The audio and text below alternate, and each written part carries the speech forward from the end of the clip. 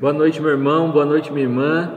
Mais uma quarta-feira que nós podemos nos reunir aqui no nosso canal do YouTube, na SEB TV, para assistir mais uma aula da Escola Bíblica com o pastor Helder Carantino. Na aula de hoje nós vamos aprender a respeito da Igreja de Cristo e a origem do mal. Que você possa mais uma vez pegar aí a sua Bíblia, o seu caderno e se preparar para essa aula. Uma boa aula para você e nós voltamos no final. Graça e paz, amados. Se Deus é tão bom e todo-poderoso, Ele pode e quer acabar com todo o mal que há no mundo e todo o sofrimento que há no mundo. Mas o mal que há no mundo e o sofrimento que há no mundo não estão acabados ainda. Logo, pensam alguns que Deus não existe. O problema do mal é um dos grandes temas da filosofia e da teologia, e é sobre este assunto que nós continuaremos estudando nesta noite. Hoje nós veremos a origem do mal e a origem do sofrimento dos homens. Como eu falei na aula passada, esse tema é um tema tão importante que existe uma área da teologia específica para tratar deste assunto, que nós chamamos de teodiceia. É a parte da filosofia que trata da justiça de Deus. Até porque muitos acham que é incoerente, é contraditório você crer em Deus e crer no mal. Assim, é sobre esse tema que nós iremos estudar esta noite. Todos reconhecem que esse tema se sustenta em três tripés. Num tripé, fica melhor, o correto de falar. E esse tripé envolve a bondade de Deus, o poder de Deus e o mal que a gente vê no mundo. Então é esse tripé que sustenta todo esse tema, todo esse debate, tanto na filosofia e na teologia. A nossa aula de hoje vai ser uma aula bem filosófica, bem na área da filosofia, mas os irmãos podem ficar despreocupados, que não vai ser uma aula chata, creio que não, e eu também vou usar termos bem simples e bem claro para todos entender.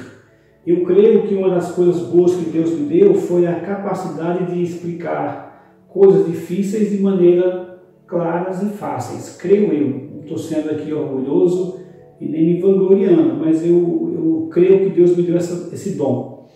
Eu vou tentar, e para esse tema é preciso realmente você se esforçar ao máximo para tornar de maneira clara, simples, alguns conceitos que de fato são um pouco difíceis e profundos. Nessa noite eu quero responder para os meus amados irmãos 5 perguntas acerca do mal. 5 perguntas. A primeira pergunta que eu vou responder: quais as filosofias, quais as explicações que existem para a origem do mal? Quais as filosofias, quais as teologias que discutem o problema do mal? Essa será a primeira coisa que eu tenho que responder para os meus irmãos. Quais as filosofias, quais as teologias que falam, que discorrem, que questionam acerca do mal. A segunda coisa, eu vou mostrar para os meus irmãos quais as explicações que estas filosofias dão para a origem do mal, como elas veem o mal. Essa será a segunda pergunta. A terceira pergunta é: quem criou o mal? Quem é o responsável, em primeira instância, pela origem do mal no mundo? A doença, a fome, a epidemia, a peste, a praga. O Brasil está numa situação incrível, né? Pandemia, epidemias e agora uma praga de gafanhotos, né? Quem é o responsável pelo mal, então? Quem temos que culpar por tudo isso? A quarta pergunta é: por que Deus permitiu que os homens, ou Ele, trouxesse o mal para este mundo? Por que Deus permitiu o mal nesse mundo? E por último, qual o destino da humanidade com a presença do mal neste mundo? 5 perguntas que nós tentaremos responder nesses poucos minutos que nós teremos aqui. Então vamos lá. Primeira pergunta: quais as filosofias, teologias, religiões que discorrem acerca do mal, que falam acerca do mal? E aí, meu querido, preste bem atenção que eu vou começar dizendo. Todas as filosofias do mundo, todas as teologias do mundo, e quando a gente fala teologia, nós temos que lembrar que tem a teologia cristã, tem a teologia muçulmana, tem a teologia hindu, tem a teologia de várias religiões. Todas as teologias do mundo discorrem sobre esse problema. Todas as filosofias, todas as religiões do mundo, e individualmente os seres humanos como um todo, todos eles, de uma maneira ou de outra, falam, discorrem acerca do problema do mal.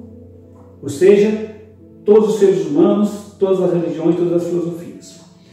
Deus é tão bondoso conosco que nós podemos resumir todas as filosofias do mundo, todas as teologias do mundo, tudo que se fala acerca do mal, em 3 correntes filosóficas ou teológicas, como queiram. Tudo o que se fala acerca do mal, por todas as religiões do mundo, nós podemos resumir em 3 correntes filosóficas. Quais são elas? A primeira corrente filosófica que nós chamamos é o ateísmo. O ateísmo é aquela corrente filosófica que crê que o mal existe, mas Deus não existe. Então, em relação ao mal, o ateísmo ele diz o seguinte: olha, o mal existe, que nós estamos vendo. Desastres, pessoas matando pessoas, doenças, epidemias, violência, guerras, fome, miséria, pobreza. O mal eu estou vendo, portanto o mal existe. E Deus não existe. Isso é o que o ateísmo diz. Essa é a primeira linha filosófica. A segunda linha filosófica nós chamamos de panteísmo. O que é que o panteísmo diz? O panteísmo diz o contrário do ateísmo. O ateísmo afirma o mal existe, mas nega Deus não existe.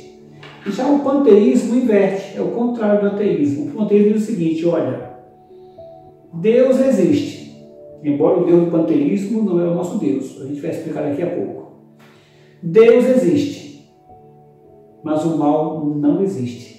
Para o panteísmo, o mal é uma ilusão, falando de maneira simplória.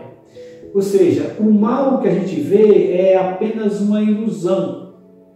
Então, todas aquelas religiões orientais, todas aquelas religiões chinesas, budismo, confucionismo, hinduísmo, todas são panteístas, todas. Então, elas negam a existência do mal, embora eles, olhando para o mal, eles negam isso, e diz que Deus existe, sendo que Deus para eles é uma força, não é o nosso Deus como nós conhecemos, é uma força, é uma mente, é uma força universal, é um poder universal, é assim que eles enxergam. Então o panteísmo afirma que Deus existe, mas o mal não existe, o mal é uma ilusão. E por último nós temos o teísmo. O teísmo diz, não, tanto Deus existe, quanto o mal existe. Então, resumindo, ateísmo nega que Deus existe e afirma que o mal existe. Panteísmo nega que o mal existe e afirma que Deus existe. E o teísmo, que é a nossa linha, diz Deus existe e o mal existe também.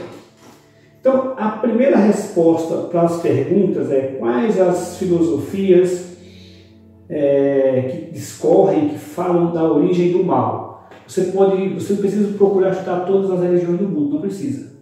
Basta você saber que todas elas desaguam em 3 linhas: teísmo, panteísmo e teísmo. Ateísmo, que não crê em Deus, e crê no mal; panteísmo, que crê no mal, não crê no mal, mas crê em Deus; e teísmo, que diz que tanto Deus como o mal existem. Ok. Só que nesse assunto do mal, cada vez que você responde uma pergunta, surgem outras tantas.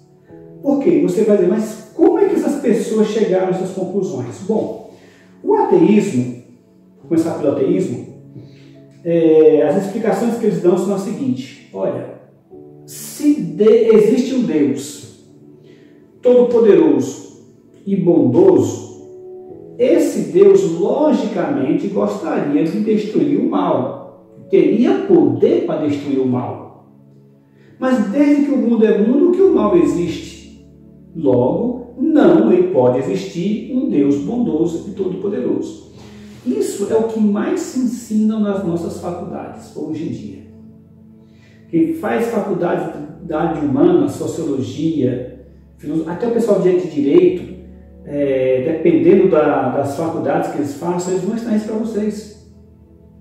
Então o ateísmo, ele nega Deus. E os argumentos são esses aí que eu estou passando para vocês, né? Existem muitos outros, mas esse é o mais importante. Eles usam uma ferramenta da filosofia chamada silogismo e faz essas ideias, né? Se Deus existe e Ele é bondoso e todo-poderoso, Ele deseja acabar com o mal e pode acabar com o mal. Mas, desde que o mundo é mundo, que o mal existe e o mal não está acabado. A conclusão lógica é que não existe um Deus bondoso e todo-poderoso. O ateísmo diz que é uma contradição você crer no Deus bondoso e todo-poderoso com o mal que existe. Para eles é uma contradição. Se Deus existe, o mal não podia existir. Agora, você me pergunta, pastor, como é que nós podemos responder essas acusações desses ateus? Da seguinte maneira. Quando o ateu usa a ferramenta do silogismo, que é uma ferramenta da filosofia, que começa com uma premissa maior, depois uma premissa maior e uma síntese, ele distorce as premissas para poder enganar o povo, para poder colocar a sua filosofia. Vamos usar as mesmas armas dos ateus, a mesma coisa que ele está dizendo para te mostrar como não se sustenta em pé. Então vamos lá. Diz o ateu: se existe um Deus todo-poderoso e bondoso, ele pode e deseja acabar com o mal. Premissa principal é essa. Premissa menor. Mas, desde que o mundo é mundo, o mal não está terminado. Aí você coloca uma vírgula. Ainda. O mal não está terminado, o ateu para aqui. Mas à luz da Bíblia e da nossa fé, tem que colocar uma vírgula e dizer, não está terminado ainda. Mas vai chegar um dia em que o Deus bondoso e todo-poderoso destruirá todo o mal. Está vendo a diferença? Só que eles nas faculdades, na televisão, eles não falam isso com as pessoas. Agora, você é um cristão e você pode afirmar isso baseado no que Deus deixou registrado na sua palavra e no que Deus já deu de prova para nós. Por exemplo, Apocalipse capítulo 21. Vi novo céu e nova terra, pois o primeiro céu e a primeira terra passaram, e o mar já não existe. Vi também a cidade santa, a Nova Jerusalém, que descia do céu, da parte de Deus, ataviada como noiva adornada para o seu esposo. Então eu ouvi grande voz vinda do trono, dizendo: eis o tabernáculo de Deus com os homens. Deus habitará com eles, eles serão povos de Deus, e Deus mesmo estará com eles. E lhes enxugarás dos olhos toda lágrima, e a morte já não existirá. Já não haverá luto, nem pranto, nem dor, porque as primeiras coisas passaram. E aquele que está sentado no trono disse: eis que faço novas todas as coisas. E acrescentou: escreve, porque estas palavras são fiéis e verdadeiras. O mal não está acabado ainda, mas na volta do Senhor e Salvador Jesus Cristo, o Deus bom e todo-poderoso destruirá toda forma de mal. Aqui no capítulo 21, um pouquinho lá para o final, se você for lá no final do capítulo 21, é 21, 25 em diante, ele vai dizer, Apocalipse capítulo 21, versículo 25 em diante mesmo, tá certo? As suas portas nunca mais se fecharão, de dia, porque nela não haverá noite. Lhe trarão a glória e a honra das nações. Nela nunca, jamais penetrará coisa alguma contaminada, nem o que pratica abominação e mentira, mas somente os inscritos no livro da vida do Cordeiro. Mas os ateus insistem dizendo que Deus e o mal é uma contradição. É isso que eles ensinam. Se Deus existe, não é para existir o mal. Mas se o mal existe, então Deus não existe. É uma contradição, Deus e o mal. De novo, eles estão fazendo um jogo de palavras para poder enganar o povo, principalmente os nossos jovens nas faculdades. Não é uma contradição. Contradição é você dizer que um círculo é quadrado. Aí é uma contradição. Porque as duas coisas não podem existir ou coexistir, não podem ser. Um círculo quadrado não existe. Um quadrado círculo não existe. Você não pode dizer que todos os homens casados são rapazes solteiros. Ninguém diz isso, porque aí é uma contradição. Ué, casado é solteiro. Quando os ateus usam o termo contradição para Deus, eles estão usando de maneira errada. Porque na realidade, Deus e o mal não é uma contradição. São coisas contrárias. Uma coisa é ser contrário. Outra coisa é uma contradição. Contradição é eu dizer que essa caneta de bocal azul é vermelha. Aí é uma contradição. Porque eu estou dizendo que essa caneta de bocal azul, ou é azul ou é vermelha. Pode ser as duas coisas. Essa daqui ou é azul ou é vermelha, essa daqui. Agora, se eu disser, essa caneta é formada pelo corpo e o bocal, são duas coisas diferentes. O bocal não é a caneta, o corpo da caneta não é o bocal da caneta. Mas as duas coisas existem. A mesma coisa é Deus e o mal. São coisas contrárias. Mas as duas coisas existem, não contraditórias. Eu posso dizer o seguinte, Maria é mulher negra e alta. Teresa é mulher branca e baixa. As duas são contrárias em vários aspectos, mas as duas existem. Estou vendo Maria e estou vendo Teresa. Eu posso dizer que Joãozinho é homem forte e musculoso. Eu posso dizer Pedrinho é homem magrinho. São duas coisas contrárias, mas os dois existem. Tanto existe Joãozinho como existe Pedrinho. A mesma coisa é Deus e o mal. Não são contraditórios, são contrários. E coisas contrárias existem. Noite e dia, frio, calor. E as duas estão aí no universo. Assim é Deus e o mal.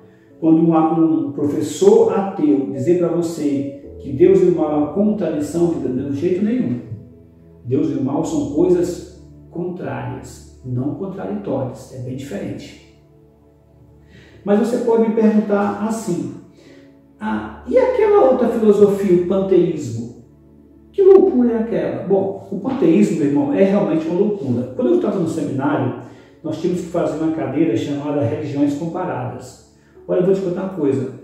Não tem coisa mais angustiante para dar dor de cabeça em você do que você estudar o budismo e o hinduísmo. Gente do céu, é uma loucura. Não tem sentido as coisas. O ateu eu não concordo, mas pelo menos eu consigo entender o raciocínio dele. O budismo e o hinduísmo é tanta contradição, aí sim é contradição mesmo, que você fica, gente, como é que o povo acredita numa coisa dessa? Mas o panteísmo, que envolve todas as religiões, é o seguinte, em relação ao mal, eles dizem que o mal é uma ilusão. Por isso que você encontra tanta gente naquele negócio de meditação transcendental, exercícios mentais, meditação de yoga, essas coisas todas. Por quê?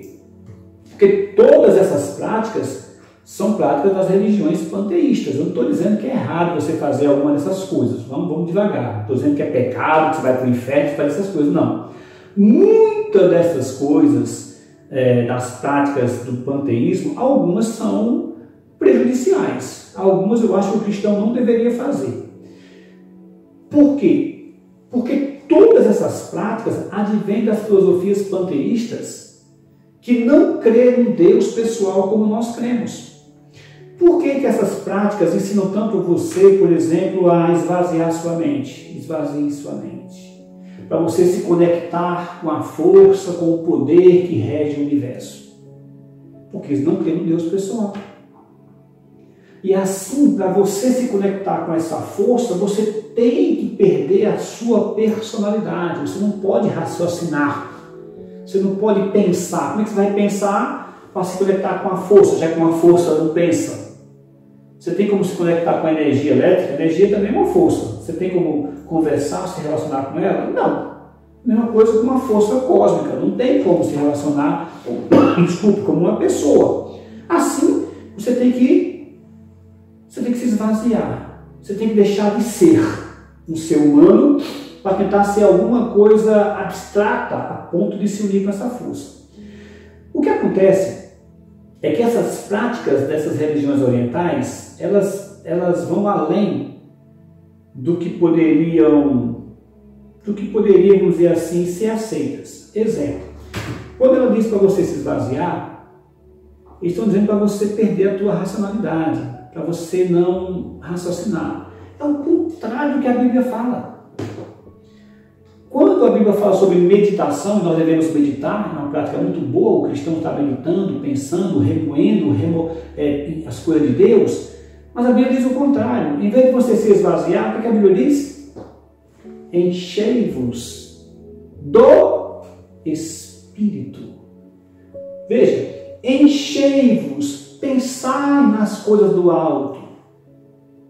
Ao contrário, essas religiões trabalham a mente, essa questão de anular a mente. Por quê? Porque eles acreditam que com a prática, com o exercício mental, você pode suportar qualquer dor. Consequentemente, dependendo do seu progresso, do seu crescimento, você pode suportar qualquer problema, qualquer dificuldade, qualquer mal.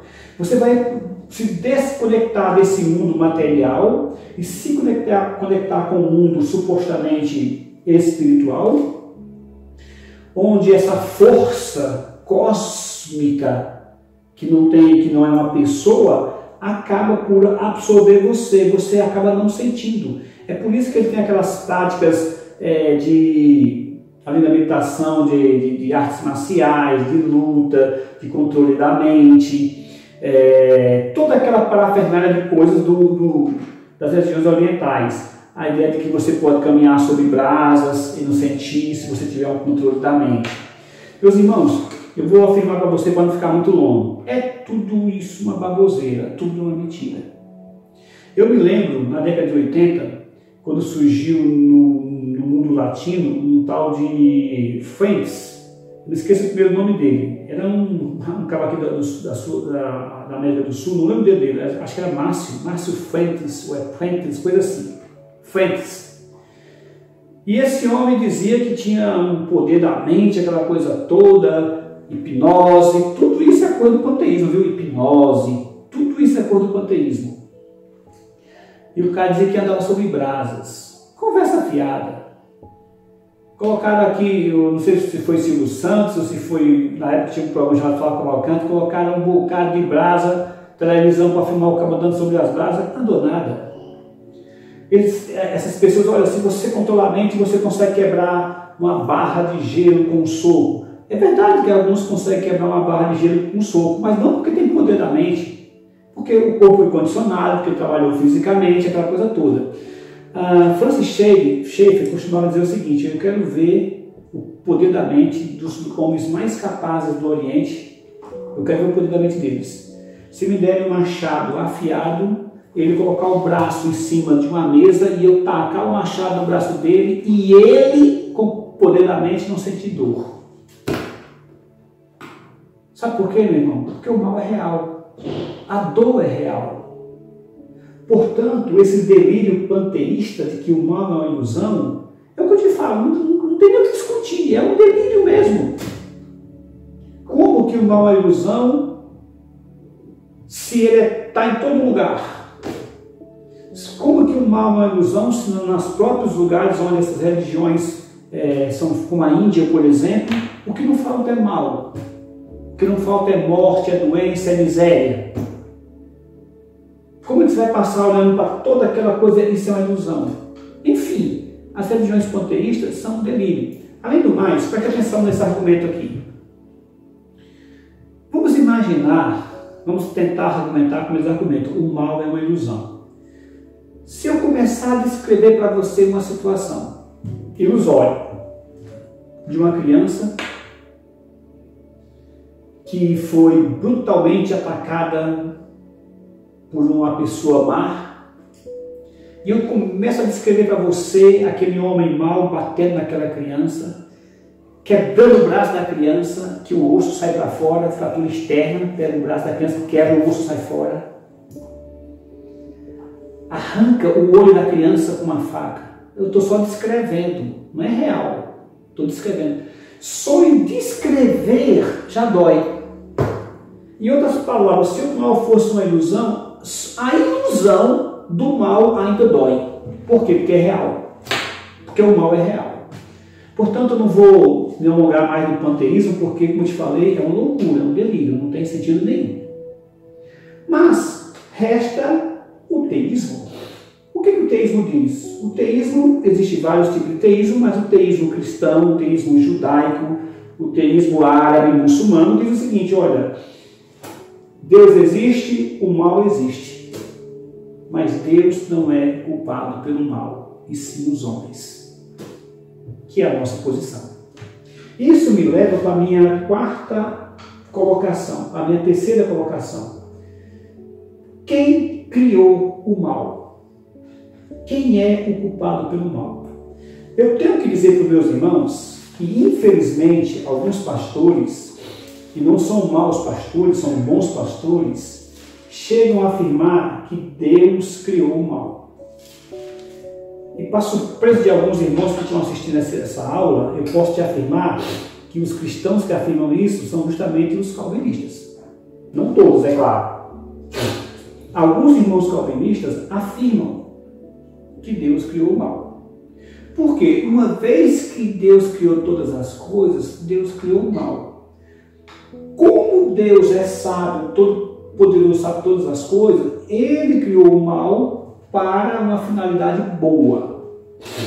Alguns versículos que ele cita, por exemplo, Isaías 45:7. Isaías 45:7. Eu formo a luz e crio as trevas.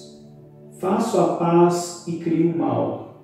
Eu, Senhor, faço todas estas coisas. Eu tive professores, por exemplo, no Mackenzie, que defendiam isso. Como eu te falei, grandes teólogos defendem isso. E esse é um dos versículos principais que eles usam. Isaías 45:7.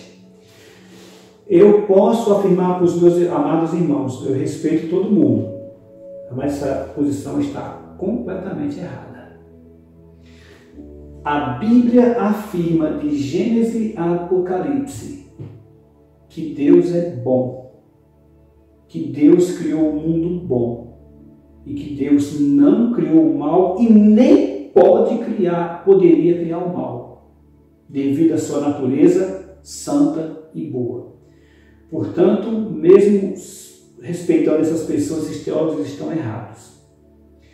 Assim, a pergunta: quem criou o mal? Quem é o responsável pela criação do mal? Olha, se você começar lendo no livro de Gênesis, capítulo 1, quando Deus começa a criar o mundo, você vai ver que sempre vai se repetir uma frase no final de cada criação de Deus. Por exemplo, versículo 9, ele cria todas as coisas e viu Deus que isso era bom. Versículo 12, ele vai criando, quando chega no final, e viu Deus que isso era bom. Isso vai se repetindo. Versículo 18, versículo 25. Quando ele termina a criação, a frase muda. Quando ele termina, tudo está criado, no capítulo 1, versículo 31, vai dizer: viu Deus tudo quanto fizera, e eis que era muito bom. Assim, quando Deus criou o mundo, Deus criou o mundo bom. Não havia um mal. E se você ler o capítulo 1, o capítulo 2 de Gênesis, até o capítulo 3, não existe um mal. Desculpe, estou com renite. O mal só vai existir a partir do momento em que o homem peca. Portanto, o pecado do mundo não é culpa de Deus. O mal que há no mundo é culpa do homem. É claro que, como eu falei no início, cada resposta surge mais perguntas. Alguém poderia perguntar, mas pastor, por que Deus criou o homem e deixou ele pecar? Por que Deus permitiu que Adão e Eva pecassem? Ele já sabia que eles iam pecar, sabia. Então por que Deus fez isso? Em primeiro lugar, Deus criou seres livres. A vida, como nós conhecemos, a vida humana, é feita de pessoas que podem escolher. Quando Deus criou o homem, ele criou o homem com a capacidade de escolha, tanto de amar Deus como rejeitar Deus. Até porque o amor forçado não é amor. Amor obrigado não é amor. Amor tem que ser livre.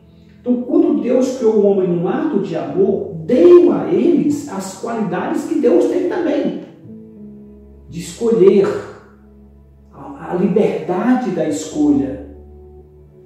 Assim, quando Deus criou a humanidade, Ele criou toda ela boa, o mundo bom, deu tudo o que podia de bom para o homem, deu a sua palavra, deu a sua presença, porque Deus vinha toda noite conversar com o homem. Deus deu todo o planeta para eles. A única coisa que Deus não deu para eles, ainda não deu para o bem deles, que foi o fruto do conhecimento do bem e do mal. Só não coma isso. Por quê? Porque se comer isso, você vai trazer para o mundo o mal. Então, para sermos seres humanos, nós temos que ter escolhas, senão não somos seres humanos. A vida como nós conhecemos, ela é formada de pessoas que fazem escolhas. As outras formas de vida que nós conhecemos que não fazem escolhas, o humano não é. Não é seres humanos, que são os animais e as máquinas, né? A vida mecânica. Nós nem somos uma máquina e nem somos animais, somos seres humanos criados na imagem e semelhança de Deus. Obrigatoriamente, para criar o homem, a sua imagem, ele tinha que dar a ele a liberdade de escolha, a capacidade de escolher. Assim, quando o homem escolhe o mal, a culpa é do homem, não de Deus. Por exemplo, alguém vai culpar a mãe de Hitler ou o pai de Hitler por ter trazido a este mundo o seu filho? Algum tribunal vai culpar a mãe e o pai de Hitler pelo Holocausto? Você é culpada porque vocês trouxeram à luz esse menino chamado Hitler? Claro que não.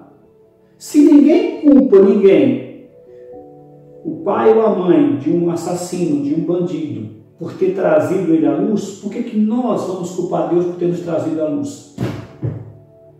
Não tem sentido.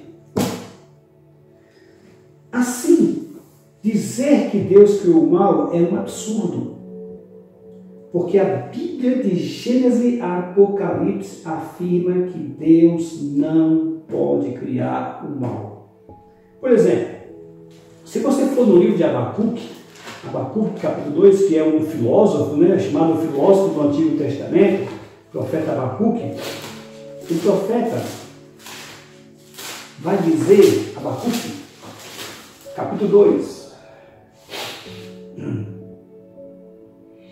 Abacuque capítulo 2,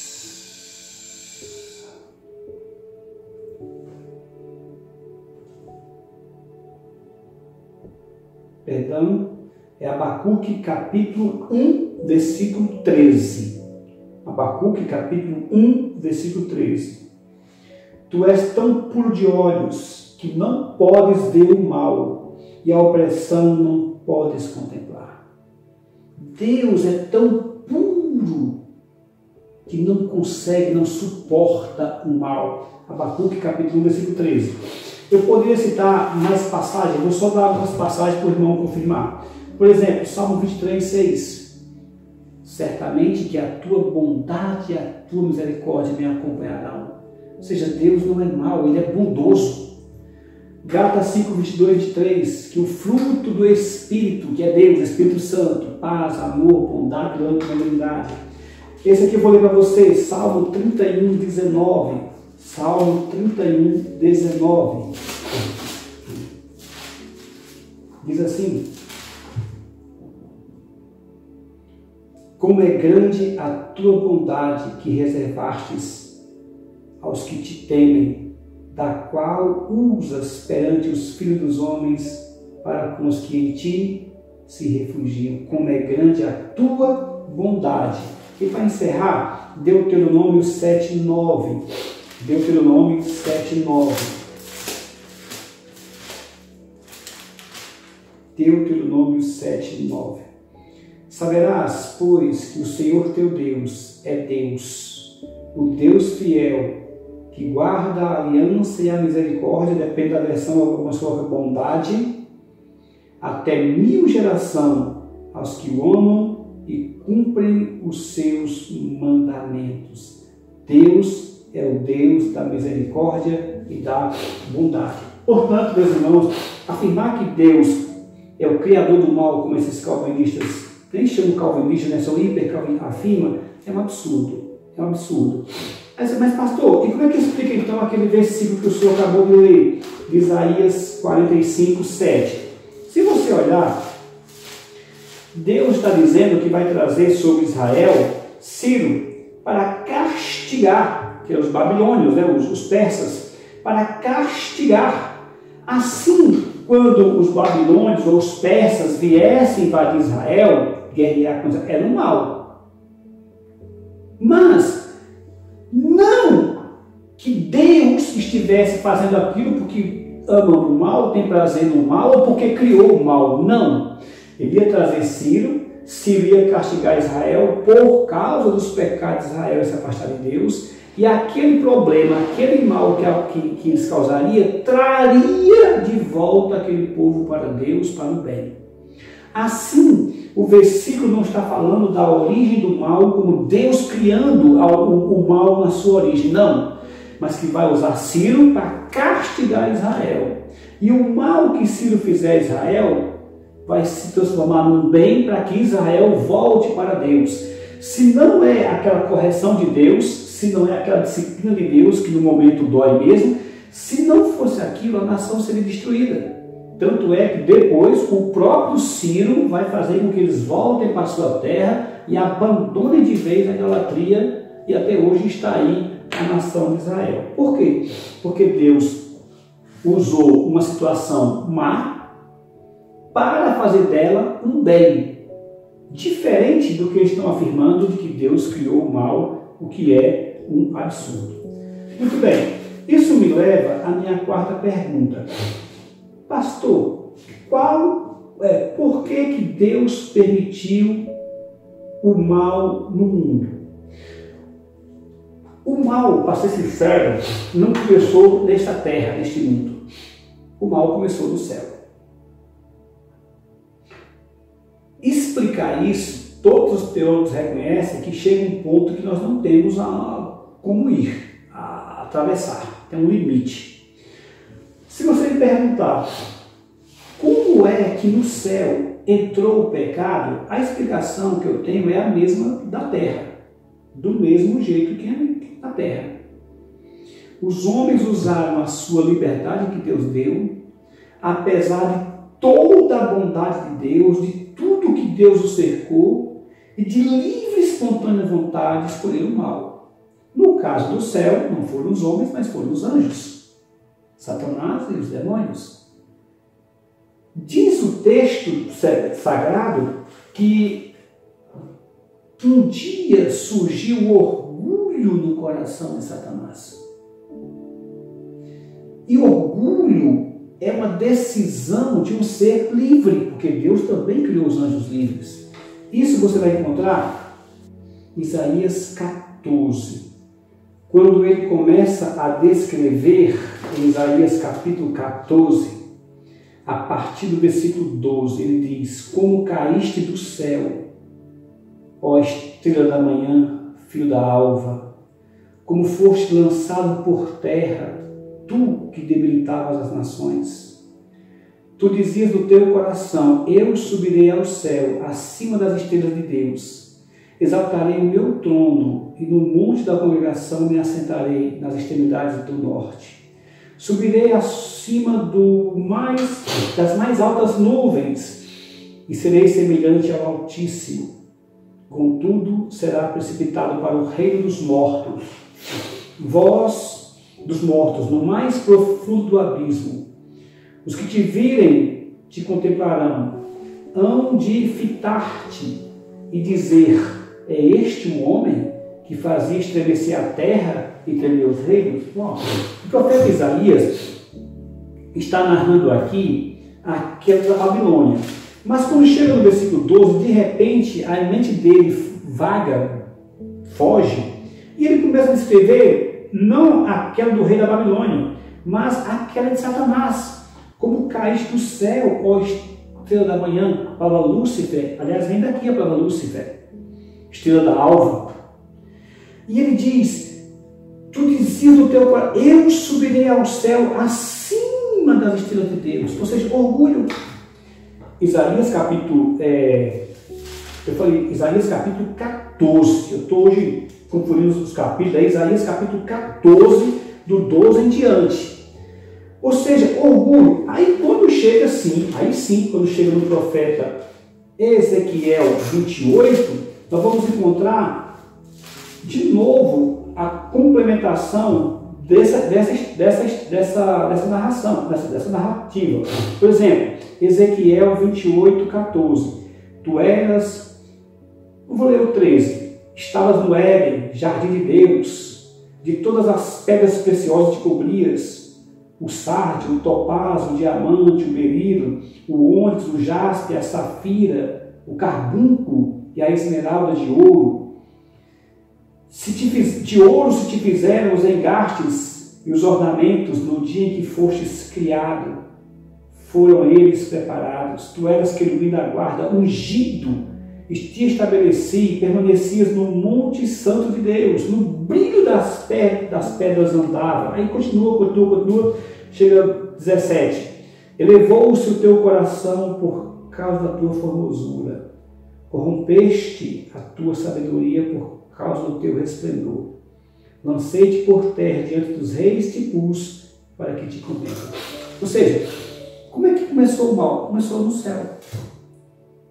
Apareceu orgulho no coração de Satanás. Foi o primeiro pecado dele, orgulho. E se rebelaram contra Deus. Mas como isso é possível?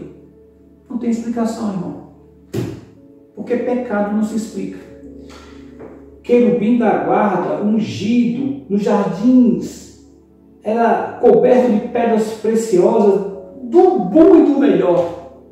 E ainda assim escolheu o pecado. Então Deus não é culpado.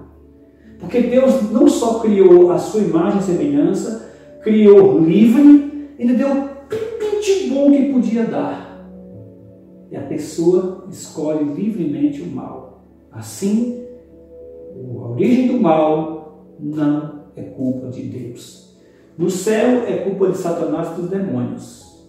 Na terra é culpa dos homens. E se Deus não tivesse misericórdia de nós, nenhum escaparia, nenhum salvaria. É bom você lembrar que no caso do céu e dos anjos, no momento em que eles pecaram, Deus selou a natureza deles. No momento em que Satanás escolheu o mal e o pecado, Deus selou a natureza deles para eles não poderem mais escolher o bem. Por isso que Satanás e os seus seguidores não são chamados mais de anjos, e sim de demônios, porque a natureza deles não muda mais, é toda corrompida pelo mal. Os anjos que não caíram, por isso que não são chamados de demônios, chamados de anjos, porque Deus também selou a natureza deles. Eles não podem mais fazer o mal. Anjo não pode fazer o mal, e demônios, Satanás e os demônios não podem fazer o bem, porque a natureza foi selada. Tudo que os demônios fazem para o mal e tudo que os anjos fazem para o bem. No caso dos homens, Deus deu ainda uma oportunidade. Deus não selou a nossa natureza ainda. Nós ainda podemos escolher o bem e o mal todo dia. Quando Jesus voltar e Deus fizer nova todas as coisas, como eu acabei de ler em Apocalipse, aí sim, aqueles que participarão da vida eterna, do céu, do paraíso, Os salvos, os remidos em Cristo Jesus, no sangue do Cordeiro, não poderão fazer o mal.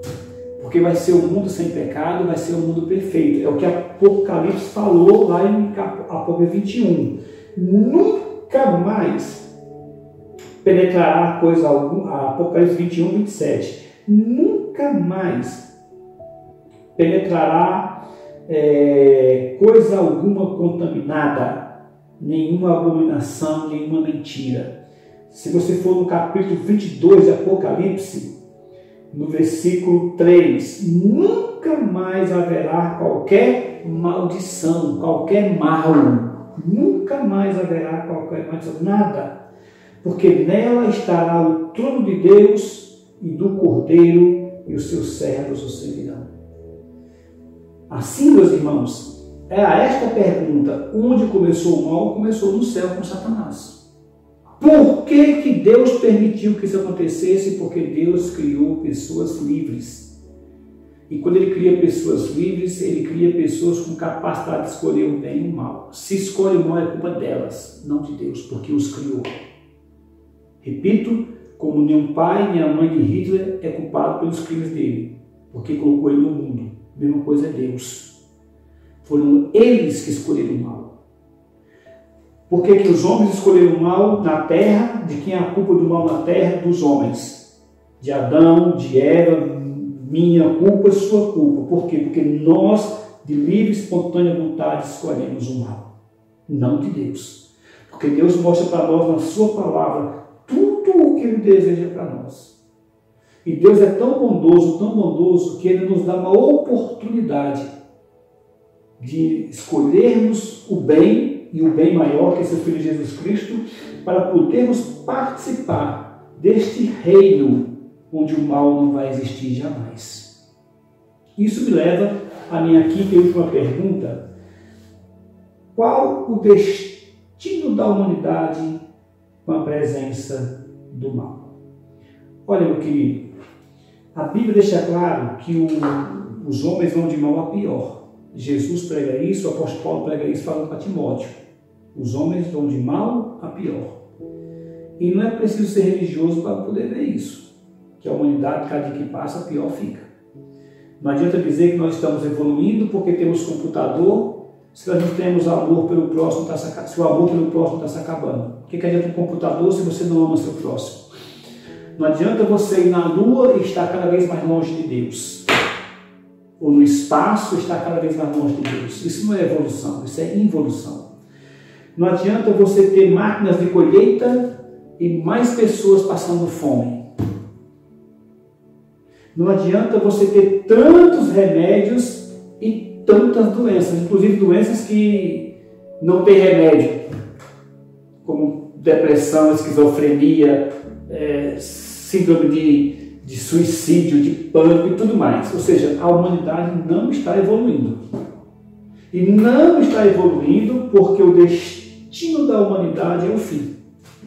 Um fim que virá por causa dos seus pecados, por causa do mal que o homem, ele mesmo, está criando. Isso está bem detalhado em Mateus capítulo 24, quando ele fala do final dos tempos. Eu não vou ler para você porque você conhece bem.